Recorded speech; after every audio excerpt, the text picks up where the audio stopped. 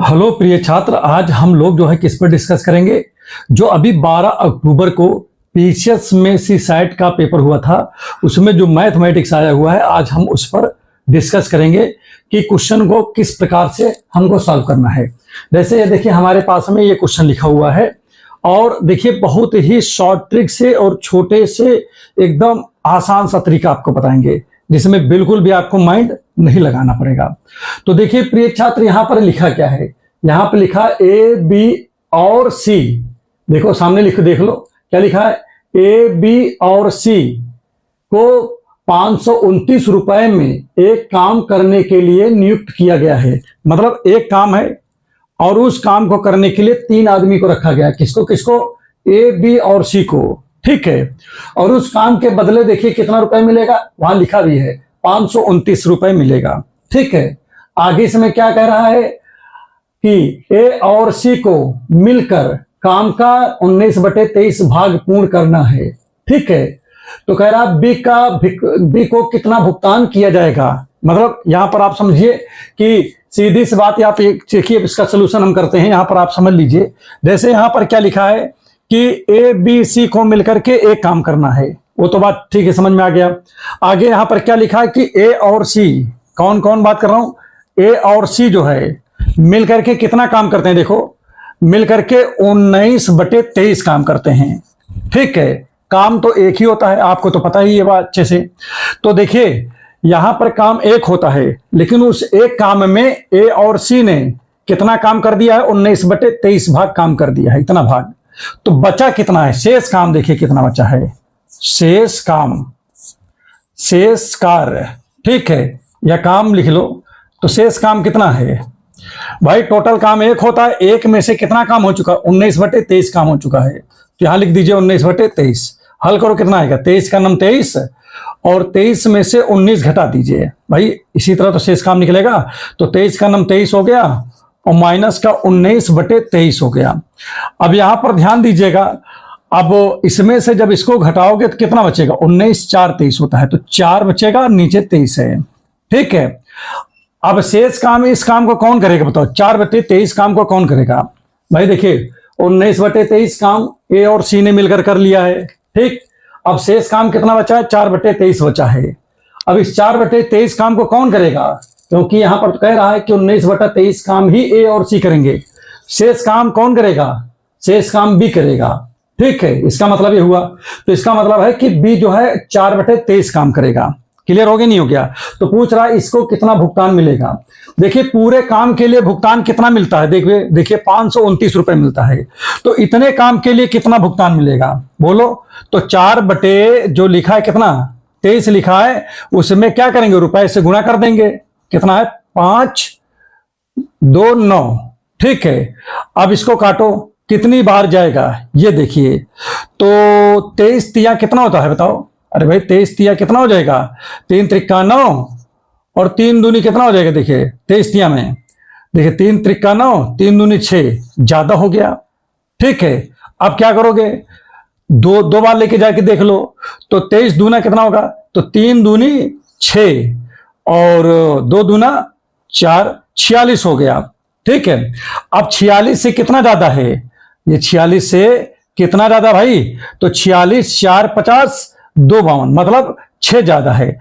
तो और 23 तिया कितना हो जाएगा बताओ। अच्छा 23 तिया कितना हो जाएगा भाई, ये देखिए 2 बार गया तो आपका कितना हो गया, 23 दूना 46।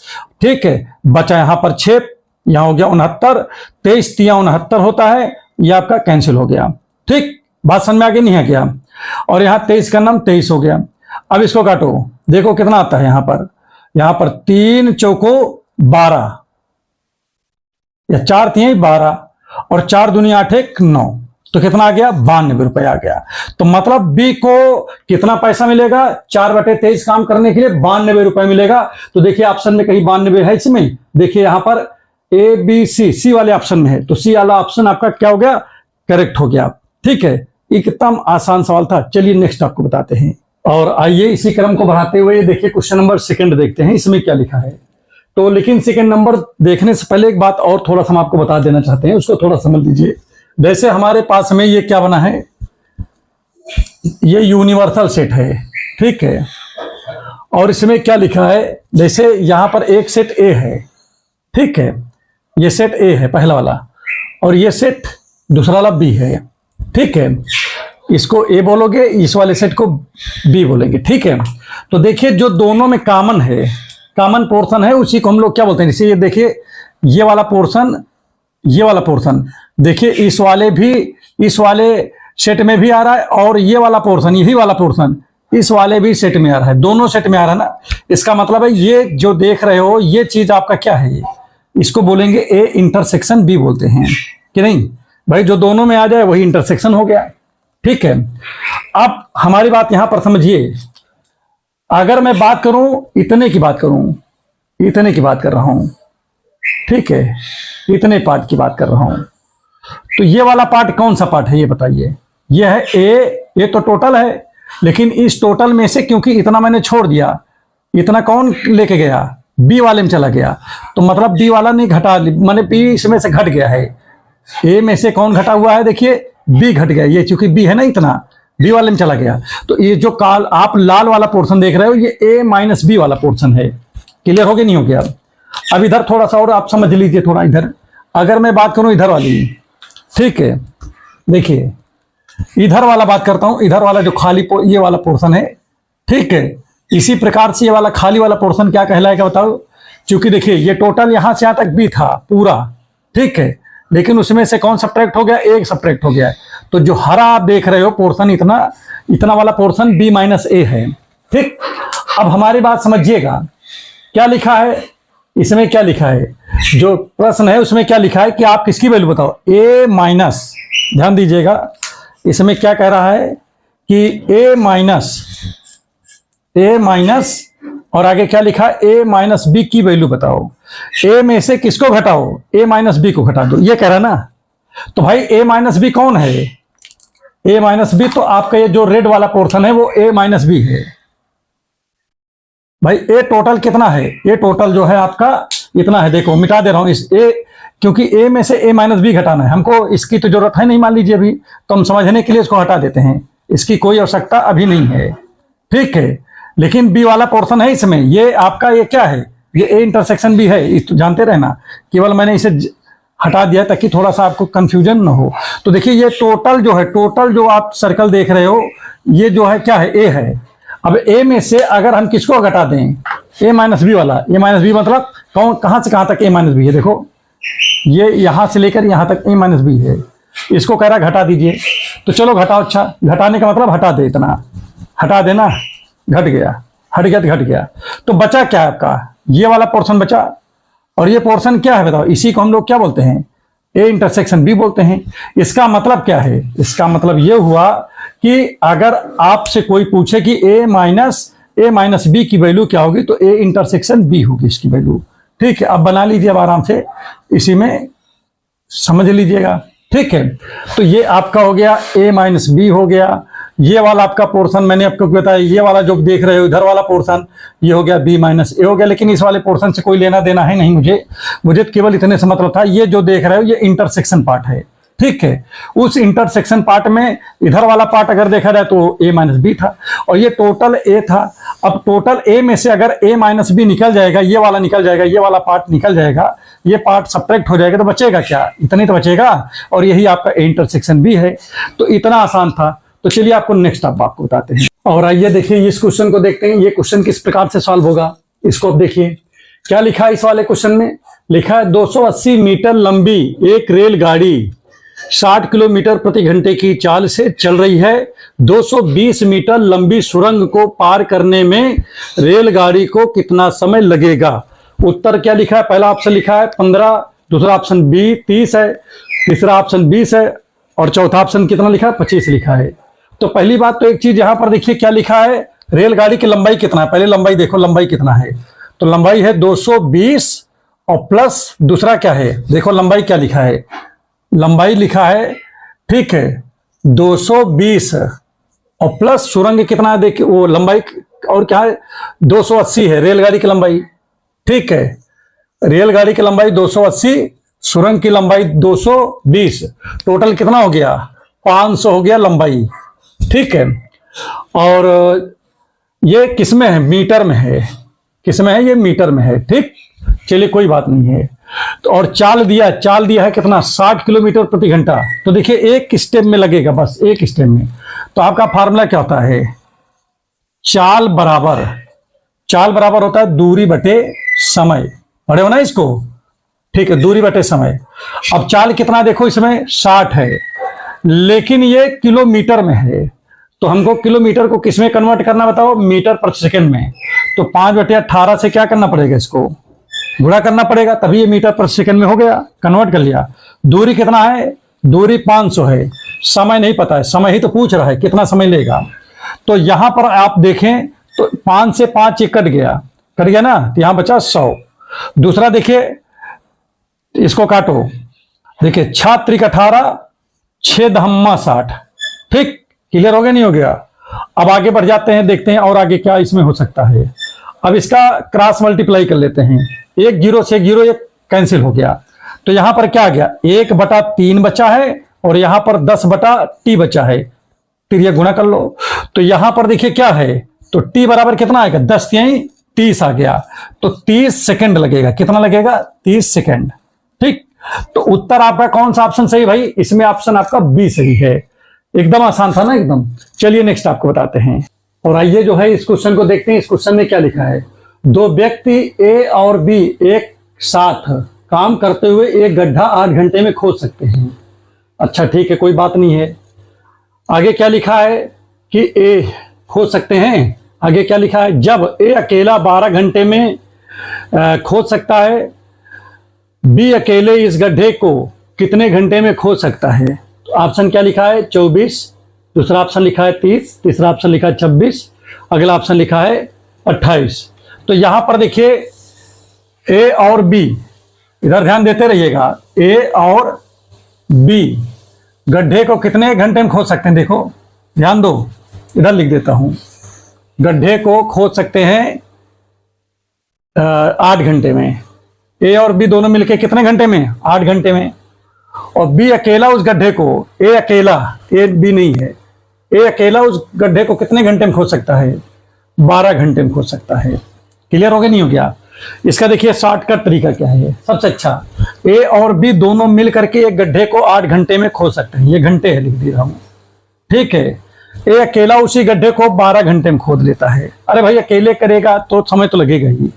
अब जब कभी हम इन दोनों का लासा निकालते हैं, क्या निकालते हैं, लासा, तो कुल कामों की संख्या पता लग जाती है। कुल काम, लासा निकालो, देखो भी पता लग जाएगा। तो 8 और 24 का लासा कितना आएगा, 24 आ जाए। 8 और 12 का लासा 24 आ गया। इसका मतलब कुल काम कितने हैं, 24 काम है। इसका मतलब क्या है, 8, देखिए ए प्लस बी 8 काम, देखिए 8 घंटे में 24 काम करता है। इसका मतलब ये हुआ, इसका मतलब क्या है, ए 12 घंटे में 24 काम करता है। इसका मतलब ये हुआ।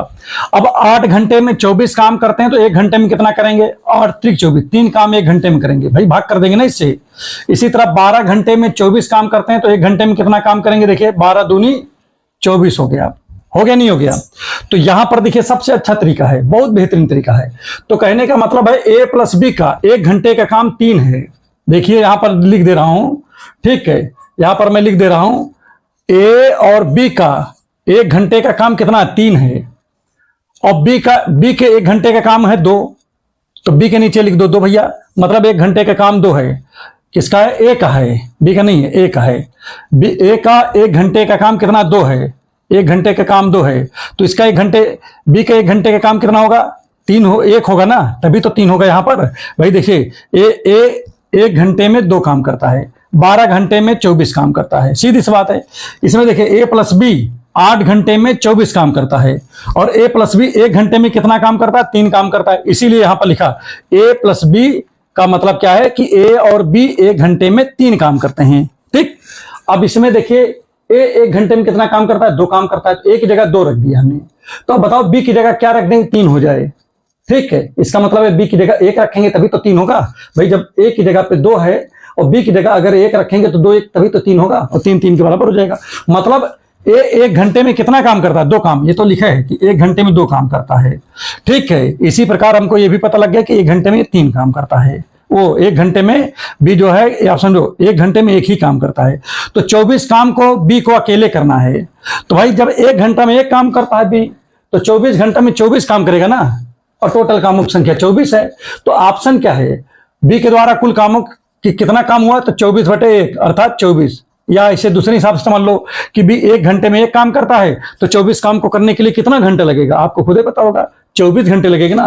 तो ऑप्शन कौन सा सही हो गया इसमें, ए ऑप्शन सही है, 24। ठीक है, इस तरीके से आप निकालोगे तो ज्यादा आसानी से आपके निकल जाएगी क्वेश्चन। ठीक है, चलिए आपको नेक्स्ट क्वेश्चन बताते हैं, और आइए इसी कड़ी को बढ़ाते हुए ये क्वेश्चन देखते हैं। ठीक है, क्वेश्चन नंबर अगला, यहां पर क्या लिखा, 11 मित्र एक पार्टी में मिलते हैं, सभी सबसे एक बार हाथ मिलाते हैं, हस्त मिलाने की संभावित संख्या बताइए।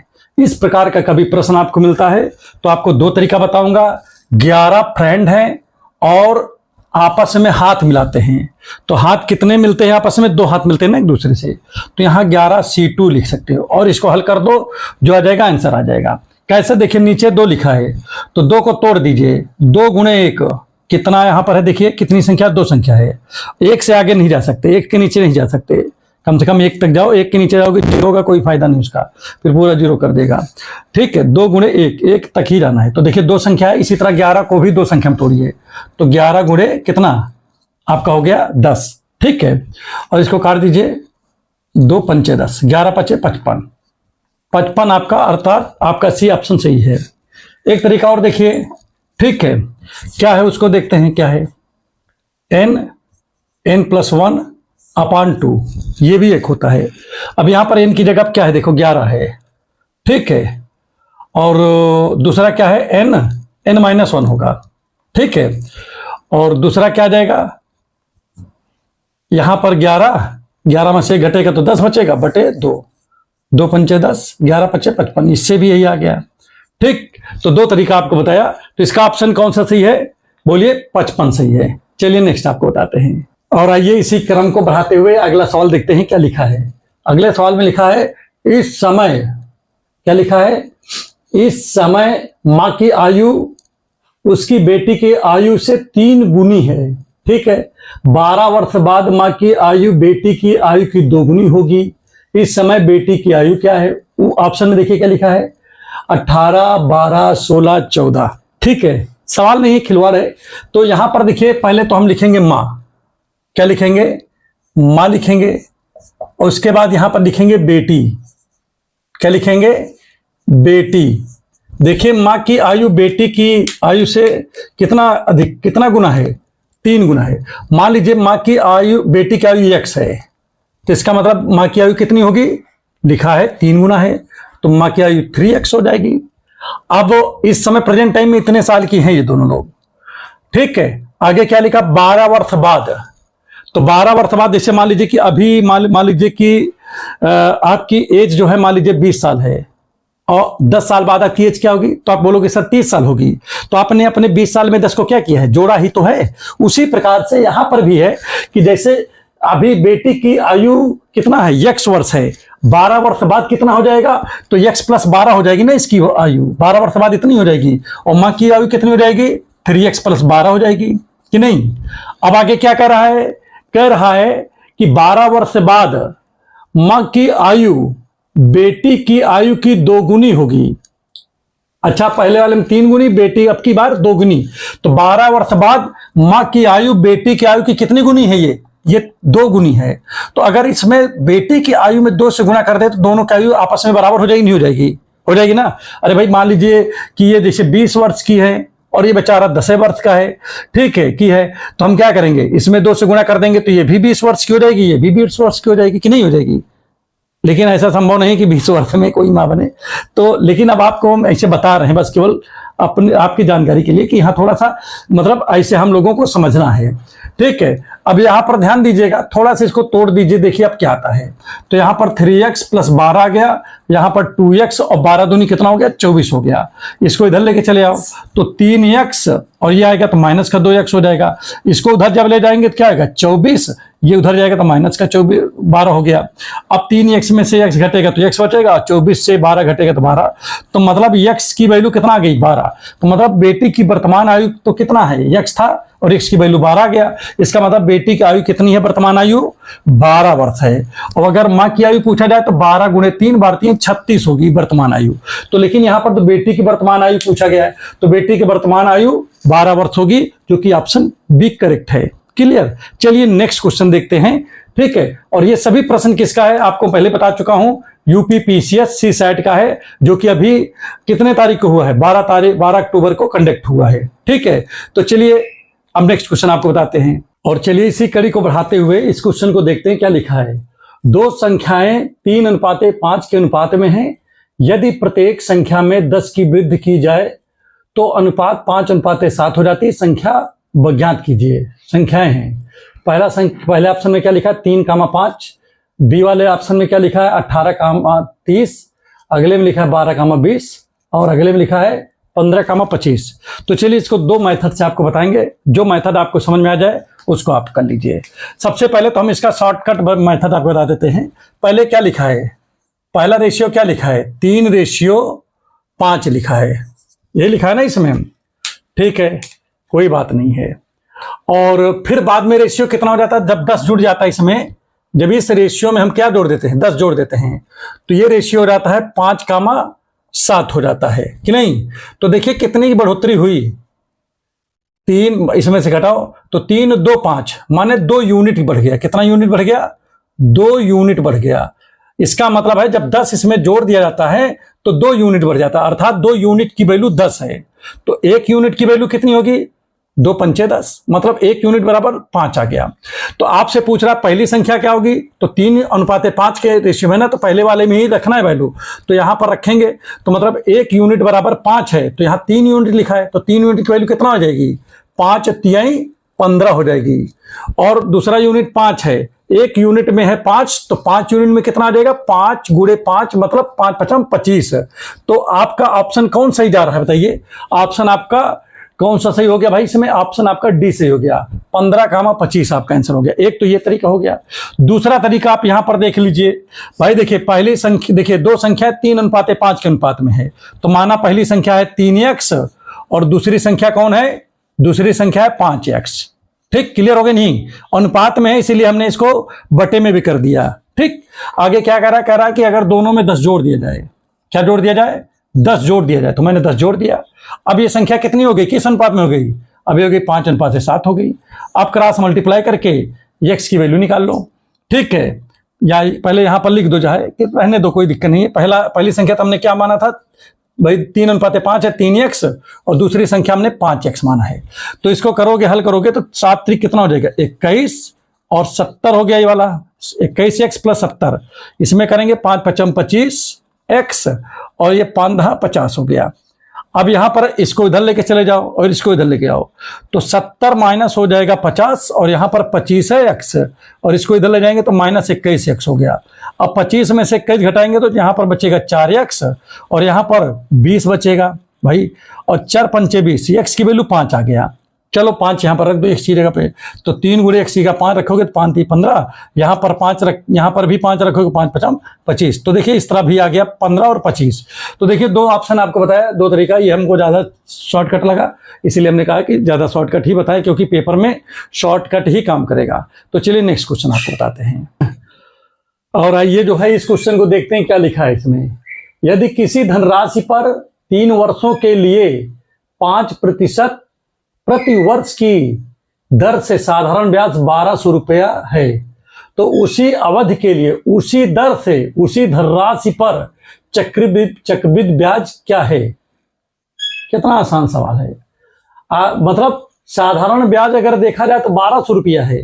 जैसे मान ली कोई पैसा किसी को दे दिया जाए 5% वार्षिक ब्याज की दर से, ठीक है, तो मान लीजिए कि कुछ वर्ष बाद पैसा वापस हुआ है, कितने वर्ष बाद लिखा है 3 वर्षों के लिए, ठीक है, 3 वर्ष बाद साधारण 5% की दर से पैसा किसी को दे दिया गया था, ठीक है, ब्याज पर, तो उनको ब्याज कितना मिला 1200 रुपया मिला है।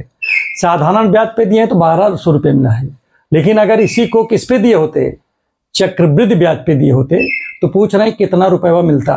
कितना आसान सवाल है, सोचो कि इतना आसान सवाल देखने को जल्दी नहीं मिलता है। देखिए, इसको लॉन्ग से लगा सकते हो, इसको शॉर्ट से भी लगा सकते हो।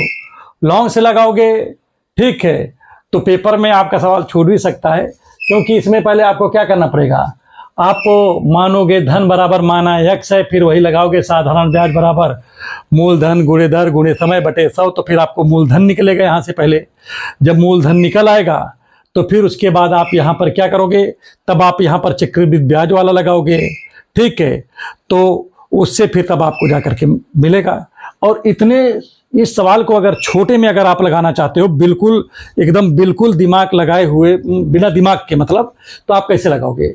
देखिए, 3 वर्ष में कितना रुपए मिलता है इनको, 3 वर्ष में इनको 1200 रुपए मिला है। तो 1 वर्ष में इनको 1200 क्या है, ये ब्याज है। तो 1 वर्ष मतलब 3 वर्ष में 1200, तो 1 वर्ष का मतलब 3 से भाग कर दीजिए, 3 चौको 12, तो 1 साल में इनको कितना ब्याज मिला है, 400 रुपया। कितना मिला है, 400 रुपए इनको ब्याज मिला है। पहले साल इनको मान लीजिए 400 मिला है, ठीक, तो दूसरे साल कितना मिला होगा, कुछ ना करो, आप ट्रिक का इस्तेमाल कर लीजिए। तो पहले साल तो इनको 400, तो दूसरे साल कितना मिला है इनको, 5% अधिक मिला है। कितना मिला है, लिखा है सामने कि 5%, मतलब प्रत्येक वर्ष जो है 5% जो है कि दर से जो है इनका जो है क्या नाम की ब्याज मिलता है। तो मान लीजिए अगले वर्ष कितना मिलेगा, तो 5% और मिल जाएगा भाई, 100 तो होता ही है, लेकिन 5% और इनको ब्याज मिल गया। तो भाई देखिए कितना हो गया, बटे 100 कर दोगे, काटोगे इसको तो कितना आ जाएगा, गुणा करो इसमें, अच्छा, तो 5 4 पंचे 20, ठीक है, और यहां पर 2 हो जाएगा, और यहां पर 4 का नाम 4। दूसरे वर्ष इनको 420 रुपए मिलेगा, ठीक, पहले वर्ष 400 रुपया मिला, दूसरे वर्ष 420 रुपए मिला। तीसरे वर्ष कितना मिलेगा, अब इस 420 पर भी ब्याज लगा दीजिए 5%। तो 5% का मतलब है कि भाई 100 तो होता ही है, 5% ब्याज मिल रहा है तो 105 बटे 100 लिख दोगे, ठीक है, 10% मिल रहा है तो 110 बटे 100 लिख दोगे। तो ऐसे करके आप देखिए 2 जीरो से, भाई देखिए एक जीरो, पहले 1 जीरो काटो इसको पहले, ठीक है, देखिए 1 जीरो से पहले तो 1 जीरो कट गया, ठीक है। अब इन दोनों का गुणा कर लीजिए, या आप जैसे भी चाहें वैसे कर लीजिए, ऐसे भी कर सकते हैं, 5 दूनी 10, और इसको काटो जरा, इसको 5 दूनी 10, 5 का नम 5, इसको काट लो जरा, 2 दूना 4, 2 का नम 2, 4 इतना हो गया, तो इसका हो जाएगा 400, कितना हो जाएगा 41 हो जाएगा गुणा, ठीक है। तीसरे वर्ष ये मिला। अब टोटल को हम क्या करेंगे, जोड़ लेंगे, तो हमारा ये क्या ब्याज बन जाएगा, चक्रवृद्धि ब्याज बन जाएगा। तो देखिए 400 400 800 8 4 1200 हो गए, ठीक, और यहां पर देखिए 20 यहां पर है, 41 रुपया यहां पर है, तो 20 और 41 हो गया 61, तो 461 हो गया। कितना हो गया, 461। तो देखिए ऑप्शन में कहीं 461 लिखा है, देखिए पहला ही ऑप्शन आपका लिखा है 461, तो पहला ऑप्शन आपका करेक्ट आपका जवाब होगा। तो देखिए इस तरीके से भी आप निकाल सकते हो, कोई बहुत बड़ा लंबा काम करने की कोई आवश्यकता है नहीं। अगर आप लंबा काम करना चाहोगे तो आपको करना क्या पड़ेगा, पहले तो आप ऐसे लिखोगे, देखो ध्यान दीजिएगा, पहले आप लिखोगे कि मूलधन बराबर, देखिए साधारण ब्याज बराबर होता है कि मूलधन गुणे दर गुणे समय, आपका ये होता है ना कि नहीं, बटे 100 ये होता है। अब ब्याज इसमें कितना दिया है, 1200 दिया है, ठीक है। मूलधन आपको नहीं पता है, दर दिया है 5, समय दिया 3 वर्ष, और बटे में यहां पर 100 लिखा है, ठीक। अब आप इसको पहले इसको इधर लेके चले जाओ, तो जब इसको इधर ऐसे काट लो, 5 का नम 5, 5 दूनी 10, 20 हो गया, ठीक है। अब ये देखिए इधर जाएगा तो 12 दूनी 24 हो जाएगा, हो गया नहीं होगा, देखिए 12 दूनी 24, 1 2 3 जीरो हो गया, ठीक, और ये 3 इधर गुणे में तो इधर चला जाएगा, भाग में हो जाएगा। तो मूलधन आप पहले निकालो इससे, तो 3 8 24, तो मूलधन आ गया 8000 रुपया, ठीक, क्लियर हो गया नहीं हो गया। अब मूलधन जब निकल आया तब आपको क्या करना पड़ेगा, इसको थोड़ा मिटा देता हूं, ये तो आपको समझ में आ ही गया होगा, 1261 रुपए, ठीक है। एक दूसरा तरीका भी आपको मैं बता रहा हूं, ये तरीका आपको ये भी ज्यादा समझ में आएगा, क्योंकि ये तो भाई इससे आप ज्यादा वाकिफ हो, क्योंकि आप शॉर्ट तरीका लगा रहे होंगे तो ये आपको अच्छा लगेगा। आप लॉन्ग लगा रहे होंगे तो ये आपको अच्छा लगेगा, लेकिन आपको प्रेफर करूंगा छोटे वाले लगाने के लिए, क्योंकि छोटे वाले से आपका समय बचेगा। तो मूलधन हो गया। अब आपको देखिए चक्रवृद्धि ब्याज बराबर, चक्रवृद्धि ब्याज बराबर होता है, जिसको हम CI बोलते हैं, बराबर होता है P1 + R/100 की पावर n माइनस P, ये होता है। ठीक है, तो आप क्या करोगे, वैल्यू रख दीजिए। तो यहां पर 8 3 0 हो गया, 1 + R की जगह पे 5 है बटे 100, 3 लिखा है, यहां पर कितना हो जाएगा, यहां भी 8 3 0 हो गया। अब यहां पर जब हम इसको हल करेंगे तो देखिए यहां पर यही है 105 हो जाएगा, 105 बटे 100 हो गया, वो भी 3 लिखा है पावर। ठीक है, माइनस कितना लिखा है, 8000 लिखा है। अब 8000 यहां पर तो है ही है, इसको 3 बार गुणा कर दीजिए। ठीक है, 3 बार गुणा कर दीजिए भाई, देखिए ध्यान देते रहिएगा। ठीक है, 3 बार गुणा कर रहे हैं इसका हम, 105 बटे इतना। ठीक, 3 बार हो गया। अब इसके बाद देखिए यहां पर क्या है, ये लिखा इतना लिखा है। अब इसको काटेंगे, 1 0, देखिए 1 2 3 0 से 3 0 तो कट गया। ठीक है, अब यहां पर बचा 10।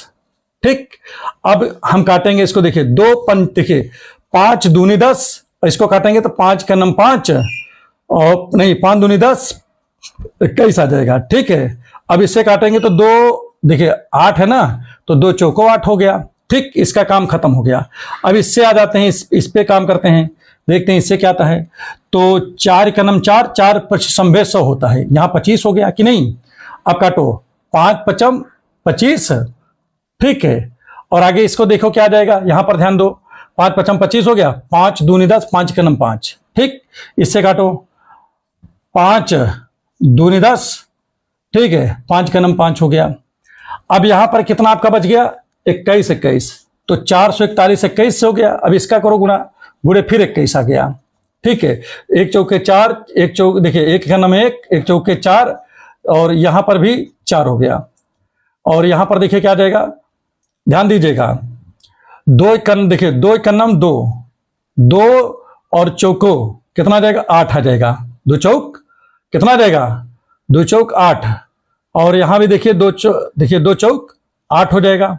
ठीक, अब यहां पर ध्यान दीजिएगा, ये क्या हो जाएगा, 1 आ जाएगा, और यहां पर देखिए कितना हो गया, 4 2 6 हो गया। ठीक है, और यहां पर देखिए ध्यान दीजिएगा कितना आ गया, 8 4 12 हो गया, और यहां पर देखिए कितना आ जाएगा, यहां 8 1 9 हो गया। ठीक, तो यहां पर ये पैसे, ये इसका सबका जब हमने गुणा किया तो कितना आ गया, 92 61 आ गया, माइनस 8000 है। ठीक, अब इसमें चलो घटाओ, अब 1 से 0 घटेगा तो 1 बचेगा, 1 से 6 घटेगा तो 6 बचेगा।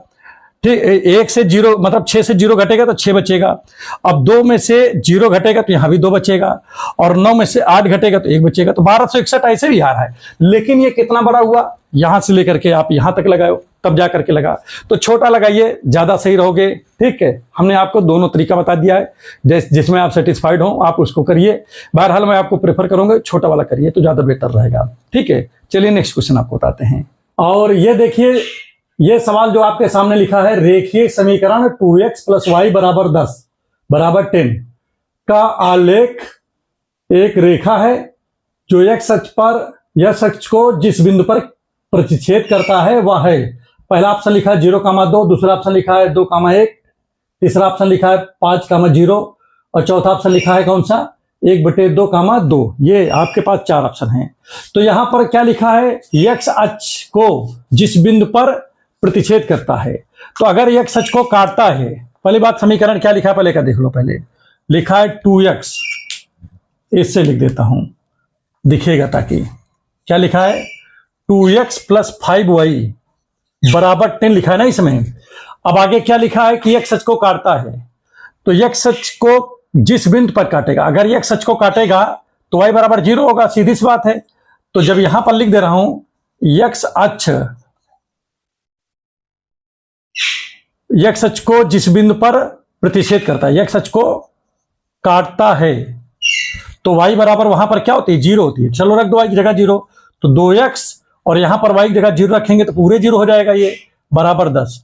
तो 2 पंचे 10, y की वैल्यू कितना आ गई, x की वैल्यू कितना आ गई, x बराबर 5 आ गया।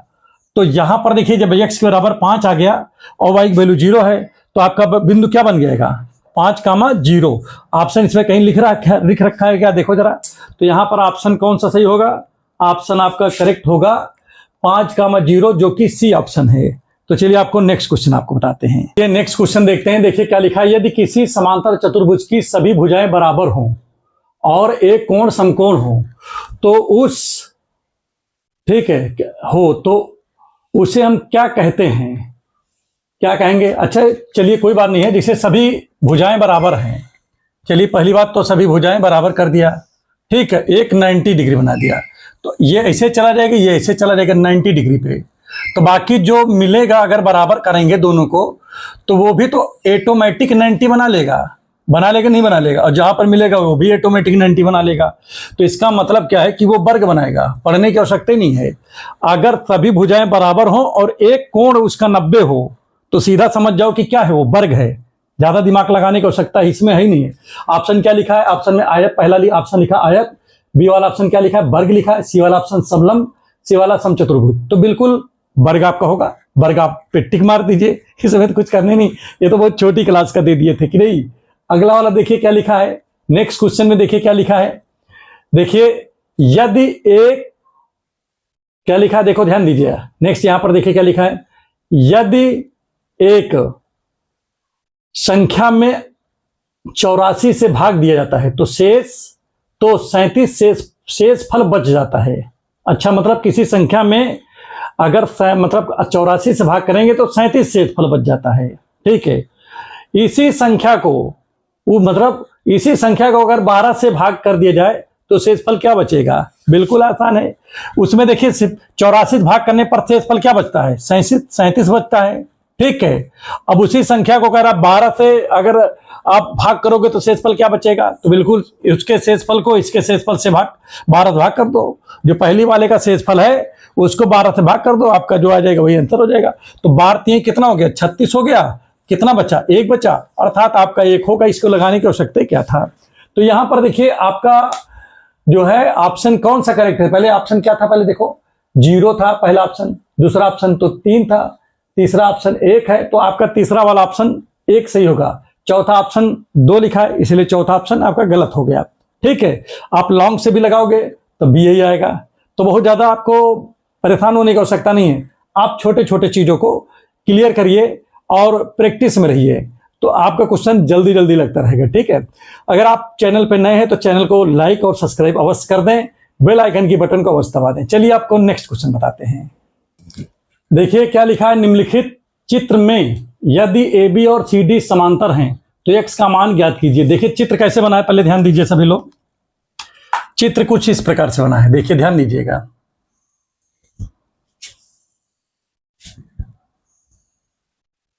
ऐसे बना हुआ है, ठीक है। यहां पर क्या लिखा है, E लिखा है, यहां पर A लिखा है, यहां पर B लिखा है, यहां C लिखा है, यहां पर D लिखा है। इसमें देखिए प्रिय छात्र यहां पर क्या लिखा है, 100 लिखा है और यहां पर केवल 50 लिखा है। देखिए इसमें ऑप्शन क्या है, 60 100 और 80 50, ये ऑप्शन है।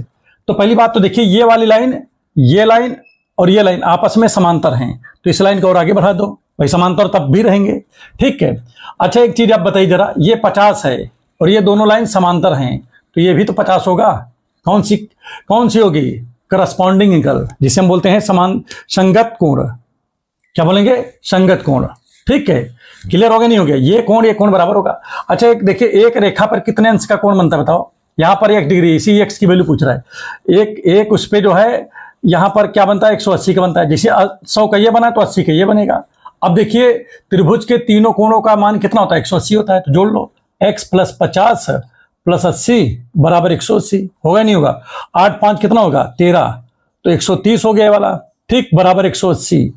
तो x बराबर कितना आ जाएगा, 180 - 130, आपका आ गया 50। तो देखिए 50 कहीं ऑप्शन में है, बिल्कुल ऑप्शन में डी वाला ऑप्शन आपका करेक्ट हो गया, ठीक है। तो बहुत आसान है सवाल, बिल्कुल आपको माइंड नहीं लगाना। चलिए आपको नेक्स्ट बताते हैं। अब आपको नेक्स्ट क्वेश्चन आपको बताते हैं। देखिए क्या लिखा है, एक खुदरा विक्रेता 225 रुपए में एक रेडियो खरीदता है, उसका ऊपरी खर्च 15 रुपया है, वह रेडियो 300 रुपए में बेचता है, तो खुदरा विक्रेता का लाभ प्रतिशत बताइए।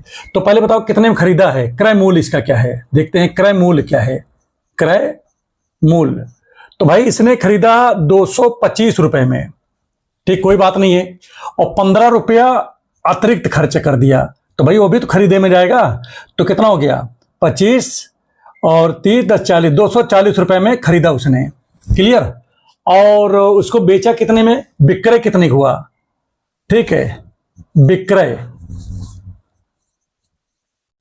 विक्रय मूल्य कितना हुआ भाई इसमें, वो 300 रुपए लिया बेचा है।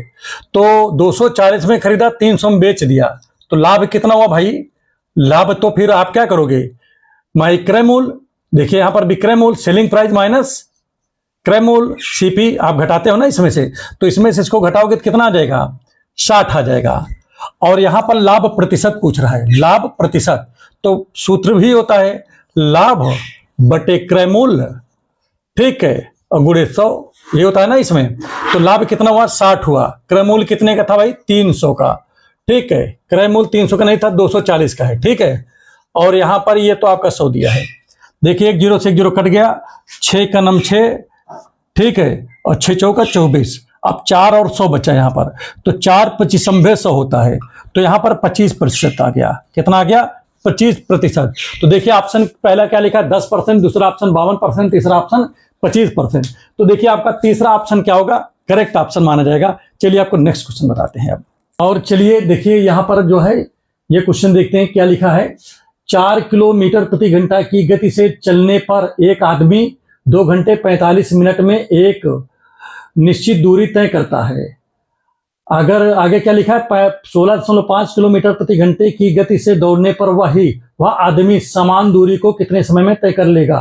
तो ये सबसे आसान सवाल है। एक होता है फार्मूला, अगर इस तरह दिया है V1 T1 बराबर V2 T2, इस तरह के सवाल को इस वाले ट्रिक से आप लगा सकते हो। कितने की स्पीड से चल रहा है पहले बताओ, 4 की स्पीड से चल रहा है।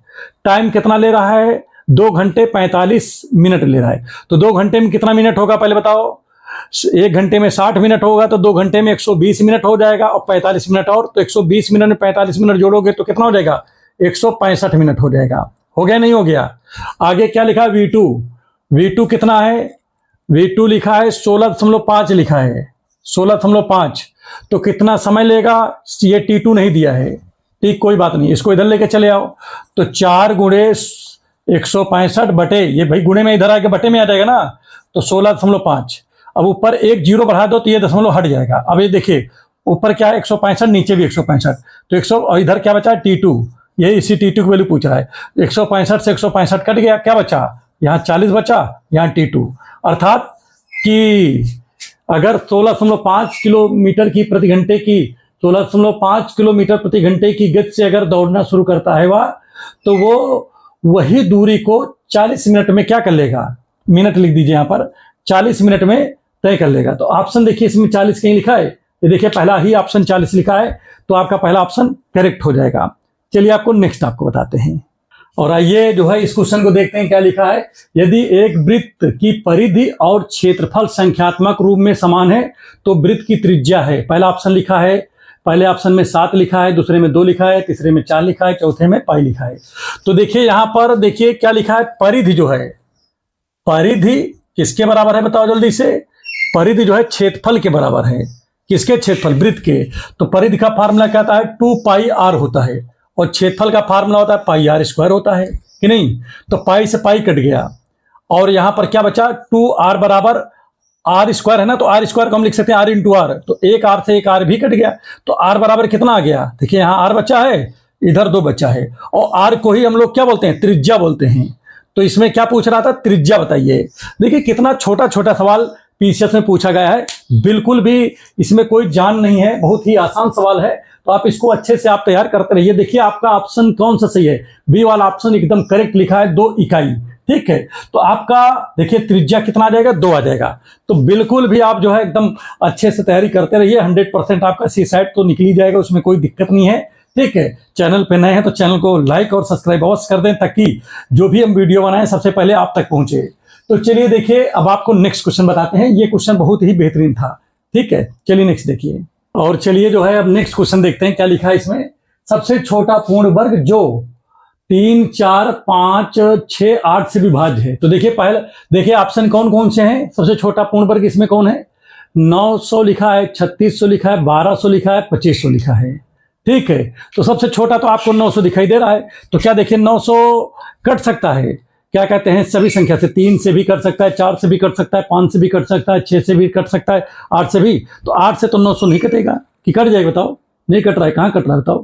ठीक है, इसी प्रकार 3600 लिखा है, तो 3600 देखिए 5 से कट जाएगा, 3 से कट जाएगा, ठीक है, 4 से भी कट जाएगा, 6 से, 6 छंग 36 कट जाएगा, और 8 चौक 32, ठीक है, 8 9 36, ये तो तीनों से कट रहा है, लेकिन सबसे छोटी आपको देखना है, इससे क्या छोटा और कोई कट सकता है? देखो 1200 कट जाएगा क्या, देखो जरा, तो 3 चौक 12 कट जाएगा, 4 से भी कट जाएगा, 4 3 12, 5 से कट जाएगा क्योंकि 0 लगा है, 6 दूनी 12, इससे कट जाएगा, 8 से देखो, 8 से कटेगा क्या, ये जो है, ठीक है, 1200, तो 8 1 8, देखिए 1200 8 से नहीं कटेगा, ठीक है।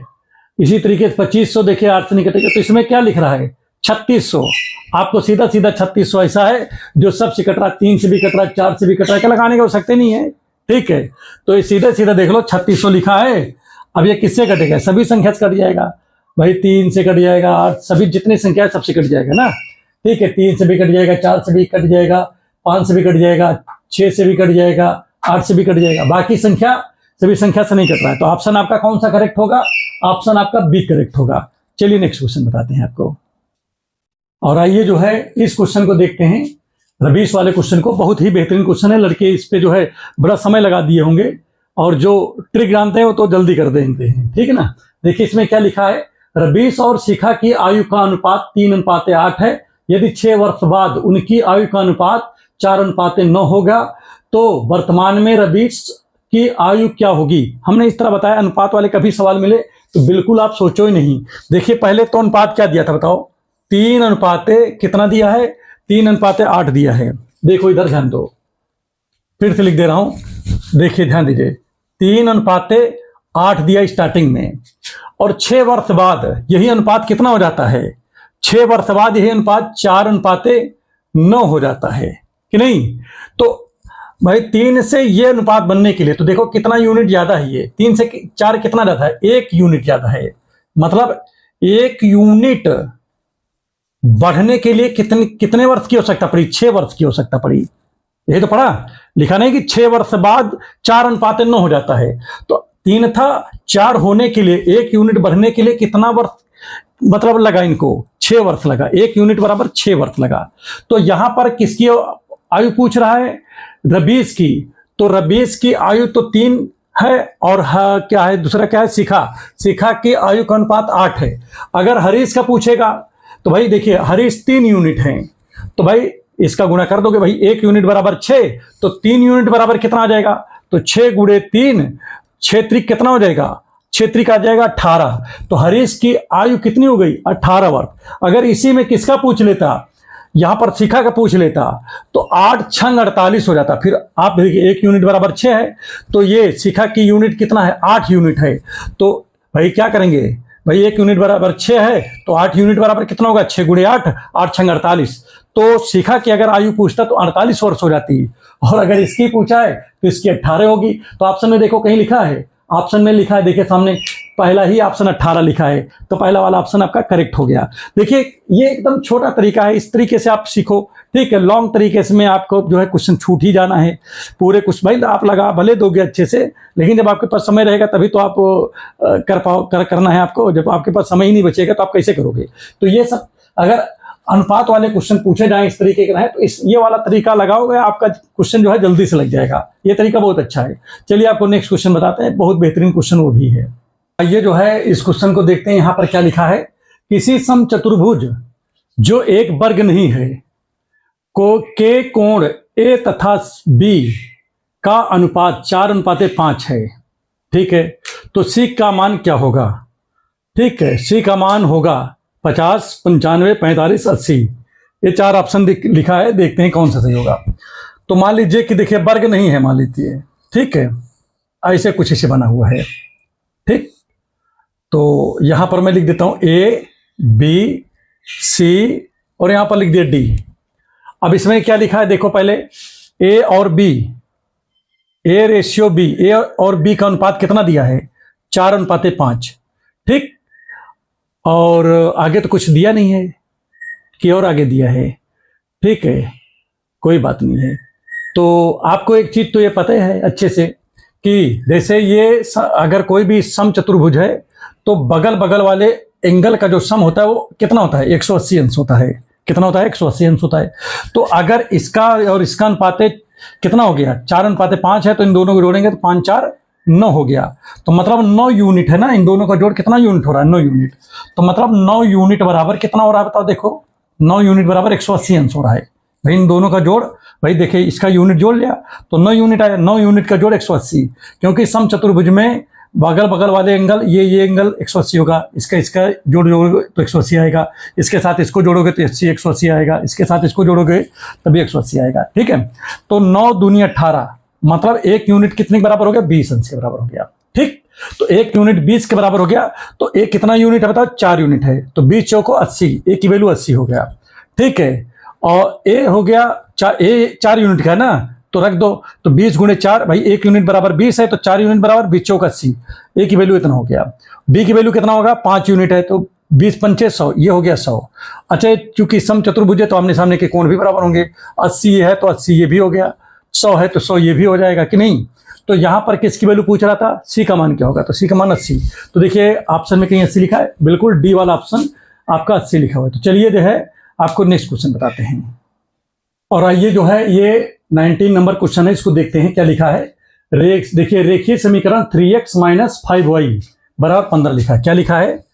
3x - 5y बराबर 15 लिखा है। फिर इसके पूछ रहा है कि कितने हल हैं, मतलब कि एक अनोखा समाधान, कोई हल नहीं है। नहीं, फिर क्या लिखा? 2 हल है, असीम रूप से कई हल हैं, इनफाइनाइट सोल्यूशन। ठीक है, तो आप देखिए इसके क्या हो सकते हैं। जैसे x बराबर अगर मान लीजिए हम 1 रखते हैं, x बराबर 1 रखेंगे तो y का मान कुछ आएगा। x बराबर 2 रखेंगे तो y का मान कुछ आएगा। x बराबर 3 रखेंगे तो y का मान कुछ आएगा। ठीक है, x बराबर 0 रखेंगे, ठीक है, तो y का मान जो भी आएगा आएगा। इसी तरह x की जगह पे -1 रखेंगे तो y का मान कुछ और आएगा। x की जगह पे -2 रखेंगे तो y का मान कुछ और आएगा। रख के देख लो, x बराबर 1 रखो, मैं देखो तो 3 × 1 -5y बराबर 15 है। तो यहां पर देखिए क्या आ गया? 3 आ गया, यहाँ पर 5y आ गया, यहाँ पर 15 है। ये इधर जाएगा तो कितना जाएगा? 5y बराबर 15 में से 3 घट जाएगा तो 12 बचेगा। ठीक है, तो y बराबर कितना आ गया? 12/-5 आ गया। 1 हो गया ना, 1 हल हो गया, 1 हल हो गया। इसी प्रकार से हम वैल्यू x बराबर 2 रखेंगे तो 2 हल हो जाएगा, 3 रखेंगे तो 3 हल हो जाएगा, 4 रखेंगे 4 हल हो जाएगा। इसी तरह रखते जाएंगे, हल कभी खत्म होगा नहीं होगा ना। तो इसके कितने हल हो जाएंगे? अनंत हल हो जाएंगे ना। ठीक है, तो इसमें कौन सा ऑप्शन सही होगा?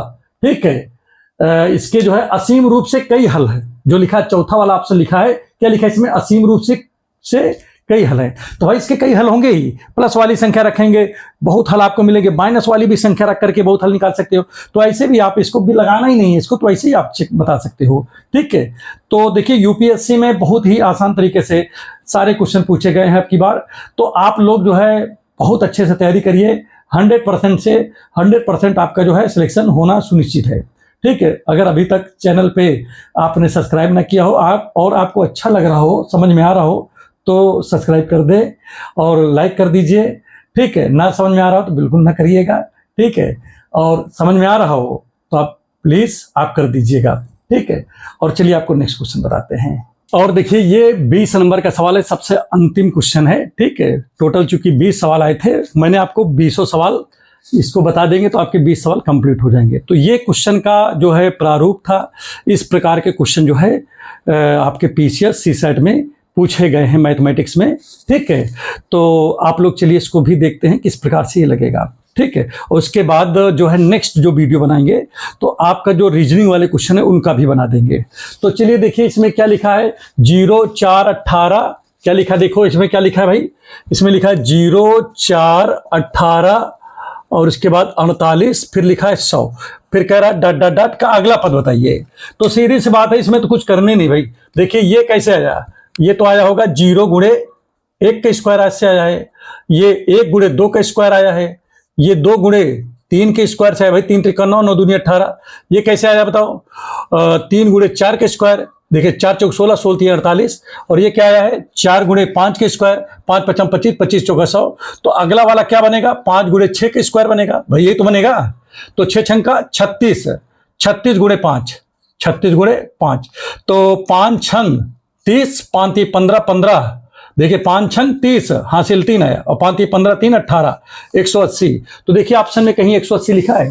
बिल्कुल बी वाला ऑप्शन 180 लिखा है। तो